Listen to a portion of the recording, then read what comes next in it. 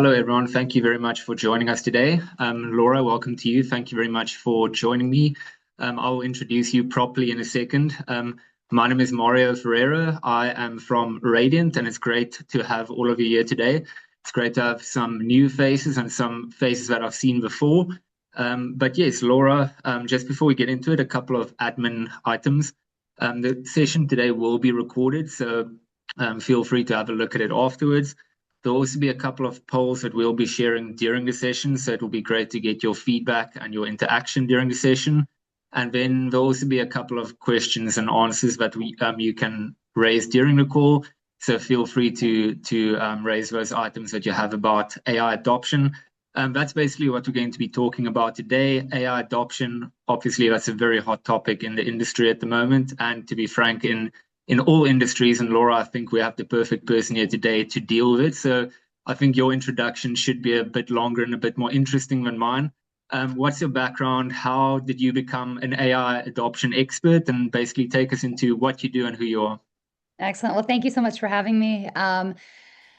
So I have definitely had a very squiggly career. I started off my career actually in costume design and building out productions for theater, for dance, etc. I then went to the Glasgow School of Art and I got my master's in design innovation. So that's looking at process design, service design, basically applying design thinking to various spaces, which was fascinating. Uh, then I moved into agency world, right? So digital agencies, I was a project manager and solutions manager where I would work with our clients to identify, their challenges and then designing and building out through to delivery websites, apps, etc. I did that for a number of years. And then following that, I have moved into FanDuel, where I am currently. But even within FanDuel, I've had many roles. I started off in the engineering side of the business, actually building out our product within Scrum teams, which was fascinating and very interesting. And then as our company evolved, I started to identify, pain points in existing processes. So, I was just talking and saying like, hey, we should really focus on this. It's causing a bit of friction. And I started optimizing those processes, introducing, automation with existing tools. I then moved into legal and compliance and set up our legal operations team and started doing process optimization and digital transformation across our legal, regulatory, and compliance teams, which was really interesting. And as part of that, leveraging AI within that context. And then as a business, we had a much larger focus. And so I've actually moved into this director of AI acceleration for the enterprise role now. So looking across the full enterprise at where we can optimize with AI. So, Laura, today on the call, I think we have a whole arrangement of people ranging from companies who have adopted AI and people who have really good workflows in place up to people who do not know where to start. So maybe let's start at the start. If you are one of the companies or one of the people that are listening to this and really interested in adopting AI, but you really have not started anywhere, where's the best place to start? How do you identify what the correct use cases are? And basically, what's the first thing you do to get into this world? Yeah, so I would approach that in two ways. One, I would make like AI tooling available to my business, right? I'd let people get exploratory, experimental with AI within a responsible way of using it. So accompanying that with a degree of training so that no one's putting data that they shouldn't be in the tools. And then I would also look for pain points within the business that can be solved leveraging AI. So maybe it's a repeatable process. Maybe it's something that, we have like 5 people looking at, but it's just a really manual, laborious task. And I would work to optimize that leveraging AI so that you can have your proof of concept. You're able to then showcase that as a win with AI because, and fairly so, there will be lots of skeptics out there and people who are very tied to their current way of working that might just think, oh, this is just another tool. I don't want to have to get bogged down in a huge project. So by being able to demonstrate success with AI, it will encourage others to, want the new shiny tool that's helping everyone to work more efficiently. Yeah, so what we often see is that once we started experimenting with AI, and once we made it open to the team to try things and to basically get into the world, we saw a lot of converging ideas and a lot of people Mm. raising really good things that they want to try out. How do we actually decide which are the things we want to prioritize, and how do we, in a respectful manner, tell someone it's not worth going down that path? Do not waste your time, because obviously that can be a bit awkward for everyone involved. How do you actually choose whose idea is a good idea and whose idea we should rather bin for now? Yeah, no, that's a great question. And I mean, I've definitely seen this happen, where, it's finding that balance between encouraging experimentation, but then also ensuring everything is founded in solving an actual business problem and not just playing with the cool thing. So as part of the knowledge piece, when you are providing tooling, it is accompanying that with, this is how you identify, like, what is AI good at? How, like, where is it appropriate to apply it? And how to show impact for the effort and the time and the cost of the tool. I mean, these are not free tools, right? Like, it's just like with any tool, there needs to be a justifiable business impact to warrant the spend, because just because you're using AI doesn't mean it's the right tool to use. It's not just a replacement for Google. It's a very expensive replacement for Google if that's how people are using it. So I built out a custom agent internally and have made this available to people so that if they have an idea, they can actually chat to it to understand and help to form their one pager. What is the problem you're trying to solve? What's your proposed solution? Who's actually impacted by it? And what is the anticipated impact? And then that has been shared more broadly to determine, okay, is this something that, yes, like green light, go forth, set this up, or is it something that actually we already have heard of somebody else doing a similar thing, which is fantastic. Maybe you guys should join up, because there's a lot of parallel ideas across the business, and being able to connect those is really powerful, and that's when you really see that force multiply and that flywheel effect. So it's making those connections that prove really valuable. But yeah, it is ensuring people are always keeping at the fore the business impact, whether that's, efficiency, opening up new opportunities that, like, previously you just couldn't process that amount of data, but now you can, and what you can then do with those insights. So it's kind of training people to think more business minded and less, I've got a cool piece of tech.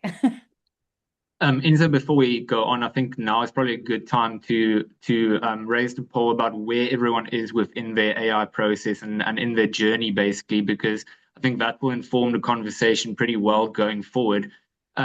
Laura, you mentioned about the fact that we need to consider basically if we implement AI, whether it's just a shiny tool and whether it's actually adding value. How do we make that decision as to whether it should be something that should be improved on a process side, or whether it's actually worthwhile getting or building a tool? And how do we make that decision? Should we build a tool? Should we buy a tool? Is it worth doing the hard work first and fixing everything in the background, or should you do that in conjunction with actually buying the shiny tool to help you? Well, I mean, I hate to say it, but it's on a case by case basis, right? So, it's been interesting as I've been exploring various parts of businesses, and this is whether in prior roles or this current one.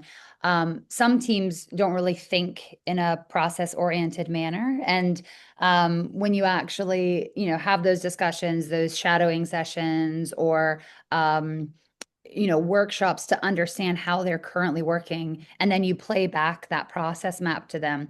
I've honestly seen this light bulb go off multiple times. There's like, oh my gosh, how did you know that? Yeah, that is what we do. Wow, that was just like in my brain, and now it's out there. But once you lay it out and you can say, so, like, how much time are you spending here, and why this seems like a little bit of a sticky point. What can we do to fix that? And historically, the way you'd look at that is really, okay, this is your process. Where can you incrementally improve things? But with AI, you can now think, okay, this is your current process. What are your inputs? What are the outputs? What are your key decisions? And can a bot do that? Like, can we create an agent that will be able to have the data required to make this decision, or more likely, make a recommendation based on the data provided?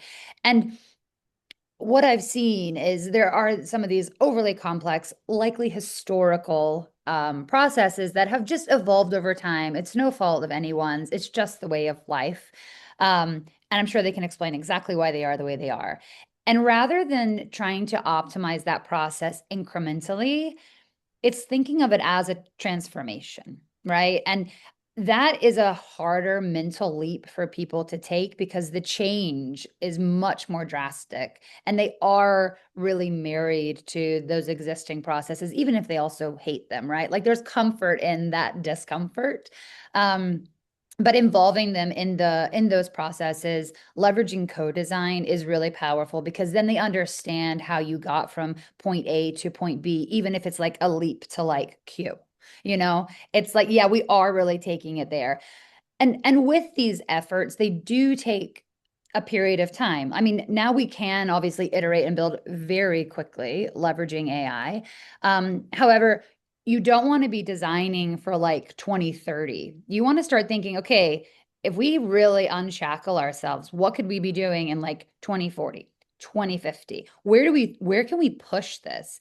And with the pace that technology is evolving, that's really the mindset that you need to instill. It's like, okay, like I've seen somebody else do something similar to this. And it's like, well, how can we like leapfrog that? Like we could get there, but like, why don't we think bigger? Why don't we just like keep pushing ourselves? Because by the time you've implemented it, there'll be new technology available that could push you even further. Um, so it's trying to just constantly think beyond. Um, and also, I yeah, think a big risk in this scenario is that we spend a lot of time and energy to build something, and we realize it might not be perfect, but because we have spent so much time and effort on it, we are married to sure. that idea, and we will do what we can to keep building out that idea, even if a couple of weeks into the build we realize that's Yeah. not the perfect thing to do. What advice can you give to those people listening thinking I might not be on the right track here? Should I do a complete U-turn or can we evolve our ideas into something that works a bit better? I would say you have to build that muscle where it's okay to kill things. Like it's okay to say no. It's okay to say, you know what? We've actually learned getting to where we are today. So there is value in what we have done. But if you think, 3 months forward, like the end result is really not where we need to be, and it's okay. And I think actually by presenting the facts and your thinking behind that, people will actually respect you more if you're like, I appreciate we put in X amount of time. I realize that's cost us Y. But if we continue on this trajectory, we're not going to get the success, metrics that we're after. And it's okay to say, you know what, we need to pivot. Technology is pivoting. Like we are going to be keeping up with that. And it is a hard mental shift though. And as you say, people do get really attached. So it's it's being able to like disconnect yourself from that. And it's no one's individual fault, but like having that wider vision and understanding is really important in the fast-paced world today. So, Laura, before we go on, I just want to share the results from our poll. I don't know if this will surprise you. Also, I don't know if you can see it actually, but Oh yeah. Mhm. the results were quite scattered, to be honest. So I don't think we'll get a perfect answer here, but the Okay. answers that stand out to me, too manual and hard to scale, or basically the question before adding AI, how would you describe your current workflows? Too manual and hard to scale. Does that surprise you? I mean, that is the problem we're trying to solve here. So Yeah. do these answers surprise you, and what are the learnings that you take from it? So these don't really surprise me. I mean, I think often when you're in the process, you do feel like there's no way forward. There's no way to improve this. Like you just have to keep churning what you're doing. And what I'd say is if you haven't tried to add AI within that process, take a small sliver. I know I've been talking about these large transformations, and obviously that's where everyone would love to get to.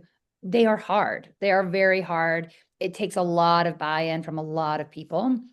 But if you can take a small sliver, maybe an area that is very repeatable, and even individually run like a proof of concept of how could this one person, create your little tiger team that's like, okay, we are going to try to work in a different way. We're going to give ourselves, I don't know, 6, 8 weeks, run a little project and say, okay, this team here, they are going to try these different ways. And take learnings from that. It might not be a full success, and that's fine, right? Like all of this is a learning journey, and having that, that curiosity mindset and that willingness to fail, and maybe to fail fast, like you are going to take away learnings. When I've been working on upskilling people on AI, I've been having them build out, their own solutions. And as part of that, they will hit a lot of roadblocks. But even those conversations are incredibly valuable, because through that process, they're learning, what is AI good at? Where are the limitations? How can I push up against this? It's like a kid, like testing boundaries, it's like you have to find the edge of where you can take it. And then when a new model gets released, okay, try again, right? Like, because if you have that vision and the thought of, okay, in an ideal world, this is what I would love to see happen, but I know I can only take it this far here and I can only take it that far there. But if you're starting to even push it, once the technology gets a little bit more advanced, you might be like, oh, actually, now it's possible to go from start to finish. But, taking those learnings, it's all part of the journey. And I would say, like, if it feels too hard to implement it, have a chat with AI, tell it what your problem is, and ask it to advise of how you could add AI into that process and where it would recommend its best use. And it's kind of mind blowing. So I want to touch on that integration of AI into your process. So obviously with a design background, I think this is where you really add value because you know what a good design looks like. Yeah. So let's fast forward a bit and say that a really good idea is in a proof of concept, and we are deciding we want to go ahead with this, and enterprise wide we are going to implement it. How do we actually make that decision to incorporate it into our process? You mentioned chat to AI and let it decide how it is incorporated into your process, but also, like we mentioned, it's not so easy to just demise a process from before that worked perfectly well. How do we actually build an AI experiment into a functioning process going forward? I think I think it's really key to align on the success criteria and get the teams bought in to wanting to work better. It's a lot of change management, and behavioral change is very hard. Like, you can give someone the best tool possible, but if they don't use it, it's of no use, right? So it's really having that support from the top, that they are also aligned on the vision of the transformation. So people are understanding that this is the direction as a business that we are going, or as a department, as a team, this is the direction we're taking it. So that is a goal. You could align it with your developmental goals. You could align it as part of your strategic priorities, but making sure that it's clear that it's a focus for your team or your business really helps to embed that mentality, so that people understand that, like, they have that permission to change. And it's not going to be easy, right? Like, even if you have people that want to use it, it is hard. Like, let's be honest. So I I think it's, as I was saying, taking a small group and trialing it so that they can bring back their evidence to the wider group, and then having a rollout plan, have your change management plan about, okay, we're going to look at this area, we're going to trial this. Once we've reached success, and define what success is, and if you didn't meet that question, okay, well, how could we achieve that? Maybe we need to try another proof of concept. I mean, there's definitely been times when we've looked at applying AI in a space, and the outcome was actually, no, it's not appropriate. It needs to maintain, these people involved in the loop. And that is okay, because then at that point we can say we explored, we've done the like cost analysis. We know that an AI solution would be very brittle in this space, and therefore it would introduce too much risk. So the answer is no.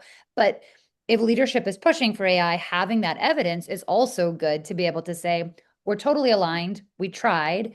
It wasn't the outcome that in this instance, but like we will not give up in the future in another use case. So it's understanding where it adds value rather than we've followed and we've ticked the box of AI, because that's not what it's about. And you also do have to be very mindful of the costs of leveraging AI. Yeah, I think when we had a chat last week, that was one of the key things we did mention is the almost worst case scenario for implementation can be this is a box you should tick, and you do it just for the sake of ticking a box. How do you actually know whether you're adding value? And I suspect your answer is going to be it depends. But give us some examples of how we can actually measure. Would it be speed? Would it be quality? Would it be work experience? Because like you said, the cost can easily escalate, and we've seen examples where the cost implication doesn't necessarily flow through to clients as of yet. So what are the actual success factors we are looking at to decide whether, number one, it is worthwhile and we are going to do it going forward, and number two, whether it's actually adding value at this very moment? Yeah. So there's a few ways that I like to look at potential impact or anticipated impact when assessing a process or a space. So one is obviously like freeing up hours so that a person has more capacity to take on additional work, or a lot of cases it's actually freeing them up from the lower level, like administrative tasks or routine tasks, so that they can actually work on the higher value work. And I think that's one space. Another is actually like opening up opportunities that were not previously there. So whether or not, if a human were doing a task, it would have been like 3 months of analysis before they were able to get to that outcome. So therefore, like the time that it takes to iterate on something is just so prolonged. But now with AI, it took like 45 minutes for that analysis to be carried out. So therefore, you can try more, you can pivot, you can customize, you know. Another potential impact is obviously like cost saving. So maybe you have an external spend. So maybe you're, I don't know, having a third party carry out a task for you, but being able to deliver that in-house not only might provide cost savings because there's no longer the comms back and forth, the cost that you're paying to that third party in whatever respect, but being able to deliver that in-house really can be a very clear cost benefit. And a speed, right? So driving efficiency as well. So those are some of the ways that we look at it. But I would also, especially when we're looking at removing those kind of low repetitive tasks or low value, it's ensuring that like you're applying the right model so that the tokens that are being leveraged is appropriate. Like you're not always just using the most expensive model to do something that's actually quite basic and can be delivered by a much cheaper model. I mean, there's this all this chat about tokenomics, right? Like how many tokens are we doing and how can we get more tokens to do stuff? And you know, it is actually having an eye on the FinOps of it all so that you are spending money where it makes sense, like reducing 4 months of analysis to an hour. That is probably worth it because you're then able to iterate, etc. If you're just having something search your emails constantly, like, is that the best use? And obviously this will come with time, one would hope, but the knowledge of, okay, well, if something has searched the last 3 days, if I run it daily, it only needs to go back, you know, X. Like, so limiting how far you're having it crawl. Because with a lot of the tools now, they're so powerful. And if used in an unharnessed manner, it could be a slippery slope there from a cost perspective. So yeah. So our audience today is, I want to say, predominantly out of the legal field, or at least a big percentage of attendees would be in a legal sort of role. Turning our attention to something a bit more specific, what do you think are good use cases within the legal field and bad use case, and which are the things where there should at all times be lawyers in the loop, and how do we make that decision as to what can we fully automate, what should be partially automated with AI, and what really should not be touched by AI under any circumstances? Yeah, great question. I suppose anywhere where you're having to make a critical decision, I think that should 100% be in the hands of a human. I'm not saying that AI could not recommend something and provide justification as to why, and then a human can challenge that, look at it. I think where specifically within legal, where you can really leverage AI is, anything that's incredibly routine and it's just kind of you're churning through it. Or if you're having to, update, I don't know, track time, things of this nature, which are pulling you away from what your higher value work is. Those are the spaces that I think automating, whether that's scheduling calls, understanding how you're distributing your day, recommending how to optimize your day. Like there's a lot of power in using your time in a smarter manner. And even the like fulfillment and success that people would feel because they're actually able to make more headway and get to those things that they're constantly pushing down the road. So I would say there's a degree where we can definitely leverage AI, whether that's document reviews, research. I think that's a space where AI is very good. I'm not saying you just blindly accept it, of course, right? So I do think within legal, there's going to be a demand for very knowledgeable people. But I think the people that are able to work in hybrid with AI will be more successful.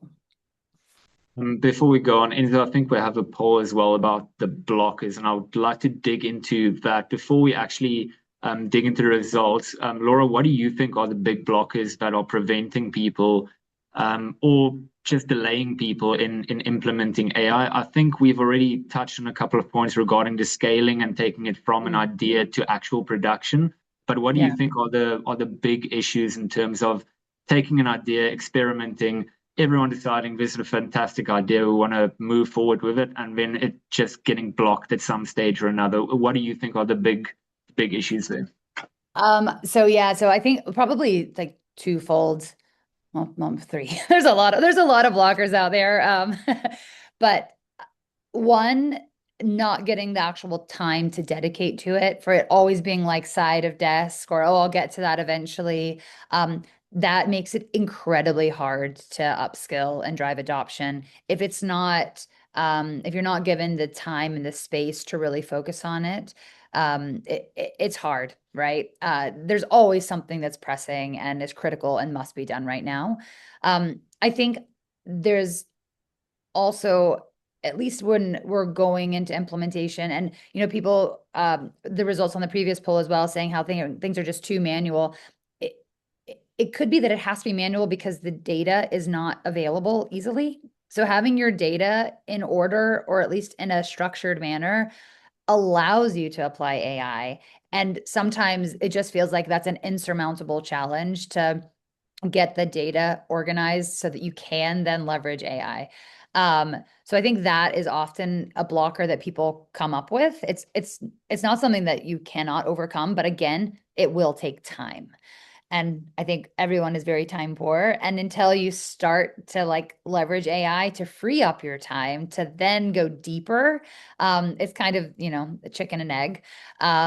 But I would say that would be my expectation, is the lack of time or internal capacity. But yeah, the statisticians are going to hate this type of answer, but we're not getting a clear winner here. Again, I don't know if anything surprised you here, but in lack of time or internal capacity, that is a big blocker. About a quarter of attendees are voting for that as a big blocker. To me, I would say getting people to adopt it, that's something we touched on earlier, and I'm surprised by how low that is, because I think it is a challenge getting an idea in place and actually working it into an SOP and getting people to adopt it. So I'm very happy that everyone is finding it really easy to get all of their chickens aligned and getting things going. So that's good. Risk and compliance, governance issues, any tips there? I know there's a lot of safety concerns and data concerns. How do you go about addressing those issues within companies to make sure that you're doing things in a safe manner? Yeah, I mean, governance is hugely important. So we have like a responsible AI intake process, and then we anything that has made it through that is then on our approved list. You know, we have that internally managed by our enterprise IT team, which we partner with very closely, and they're hugely helpful because yeah, you don't want to open yourself up to any risks. I was chatting with someone last night. I hadn't seen this in the news, but you know, there was a business, and I think someone deleted their entire code base in like one click. You know, they gave like Claude just went in and did it. So there are risks. You know, with great power comes great responsibility. I mean, it's very true. And now that these tools can uh give that power to people who maybe aren't as well versed in understanding like what they're agreeing to by saying, yeah, go ahead and do that. You know, like it's there does need to be a level of upskilling before those types of capabilities are rolled out very broadly. So yeah, let's see. And then Um, Tool overload, I think that's a big one, and about 20% of people yeah. voted for that. How do we differentiate between something that is all the hype and something that you think actually will add value? I think a lot of us step into that trap where, like we said, we want the shiny thing, but will it work best for your organization? How do we differentiate between the hype and between the actual thing that will work for you? Because often the thing that will work the best isn't the flashiest and it doesn't look the best, but it actually is the one adding the most value. Yeah, it's a great question. And it's really hard because it genuinely does change day to day, right? Like who has the hype right now and who's launched the most recent product development and what now sounds exciting, you know. Um, I would say one is understanding what each like type of tool is good at and where it really shines, and then finding the one that actually aligns with what your problem is, you know? So it's not just looking at the flashiest, newest thing that's come out that, I mean, I think it's Google that they've just launched it's like a VR AI combo. You put on these goggles and like the world creates around you. And I was like, I mean, like that's very cool, but like I personally do not need that in my day to day, you know? But like learning about it, like that would be interesting. But again, no business value. So I think it's being clear, especially within the business, like find experiment in your own time. I don't know whether that's like planning your, you know, summer holiday or something, go for it. But understanding and providing clear direction internally as to like which tool is appropriate for which type of task and sharing that knowledge more broadly does allow users to reduce that decision fatigue that they're going through when there's all these tools available. Um, and we also run like trials of new tools that are coming out with like small groups to, you know, understand like, does that meet our criteria? Does that actually move things forward? Or is it just, it sounds really exciting? And that way, when people come and they're asking for that tool, we can say, look, we have looked into it. We're not against it, but we've trialed it and we have determined, you know, there's not a business need. And it is hard though, because especially, you know, slide decks, everyone's like, oh my gosh, we need a tool for that. And it's like, we have about 4 that you can use. And they're like, I know, but I've heard this one's better. And you're like, well, I'm sure, you know, and it's hard. You just have to kind of be a blocker sometimes. Laura, I also want to chat about the kind of people behind the AI and who is involved in the process of implementing AI. I think specifically from a build perspective, where we are building things and we're implementing things. Um, I think there's been a closing of the gap between technology orientated people and actual end users, and I think that's one of the big benefits that we are seeing, where the people that will actually be using technology are the ones that are actively engaged in building it.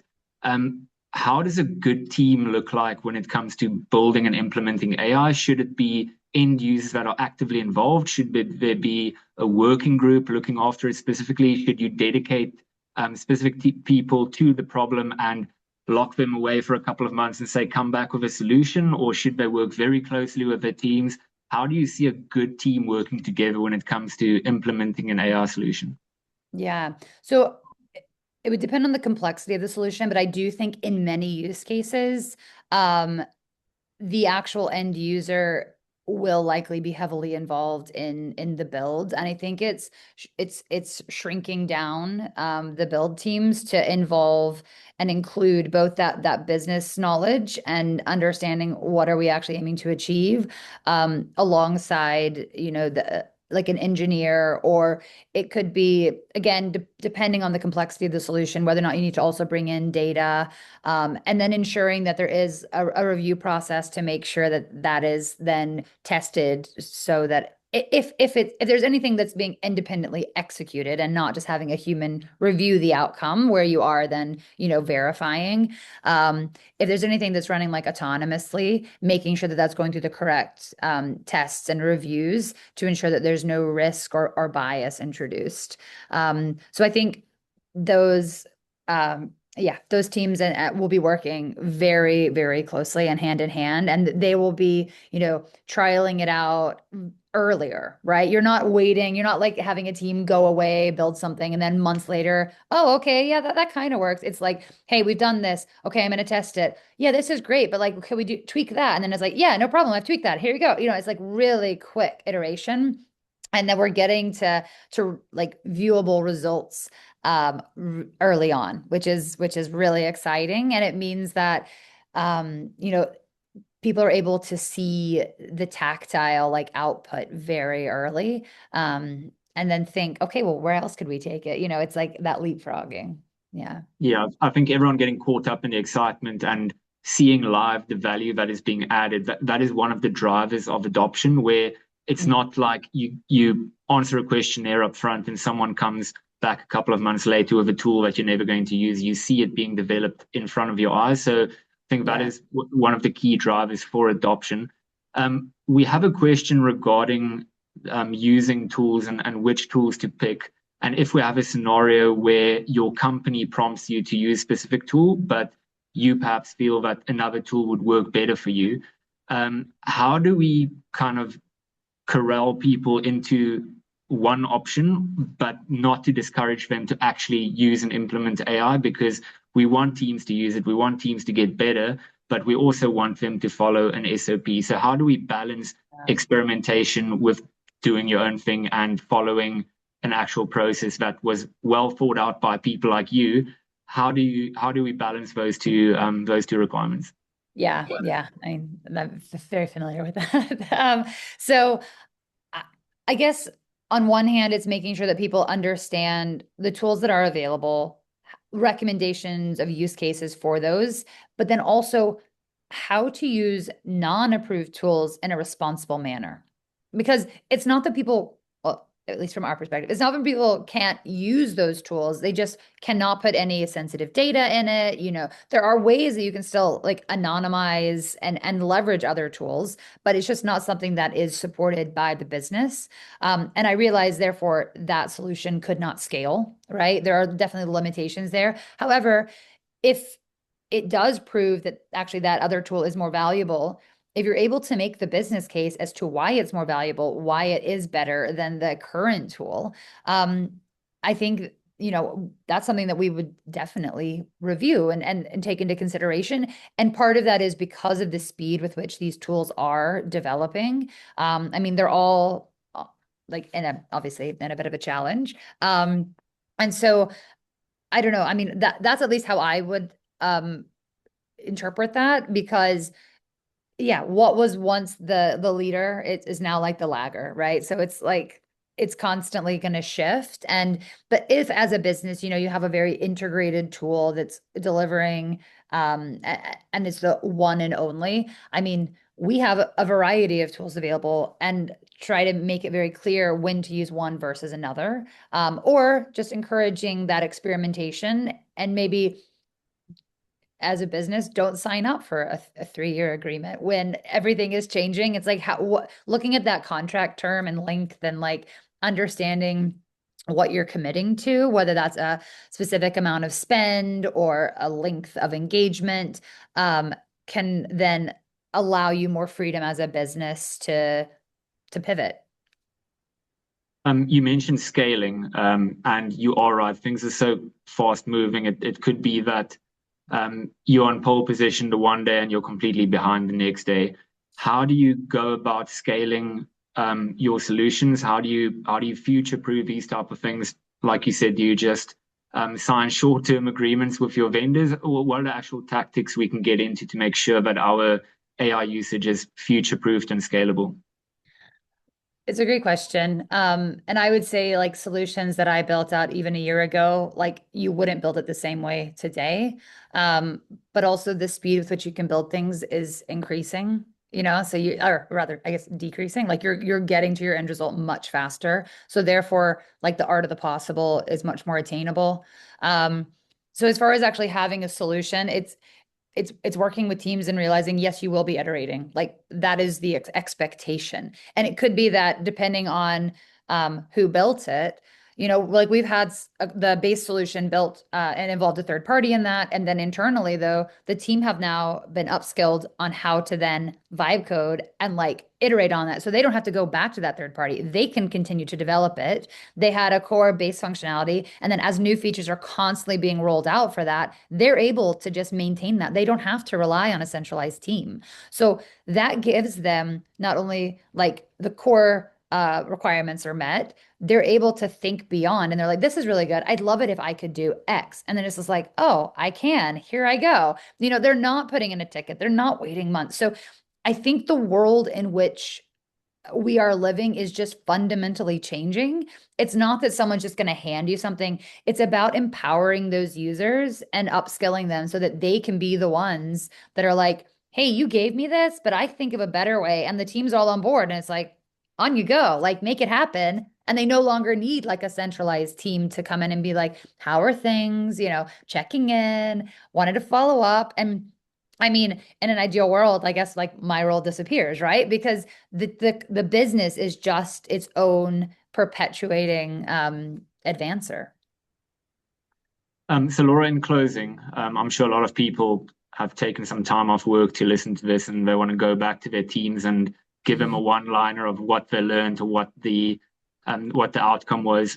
What do you think, in a nutshell, should we be doing for implementing AI? Where do you think the world is heading, basically, when it comes to AI? Is it all a convergence into one mega company owning all of the AI in the world, or is it very scattered where we are basically heading into teams doing their own thing? Where do you think we're heading, and what do we all need to do to survive in this AI-driven world? Oh man, if I had the answer to that, I think I'd be a wealthy person. But no, I think in reality, like the skills that these tools will provide, I mean, they're all like, yes, we're in a race and they're constantly, releasing this on one tool and then it's catching up on the other. They're all pretty much the same, let's be honest. And they're all going to catch up with each other. So which tool you're actually using is probably not that relevant.